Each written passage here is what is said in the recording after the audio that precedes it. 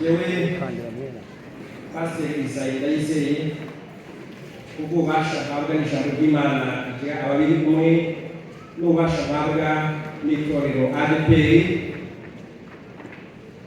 Ndabona ko Afrodisi Nayiki abaye umugabo wa Gabatware, abaye umugabo w'Usavyimana Virgile, kandi Usavyimana Virgile abaye umugore wa Nayiki Afrodisi.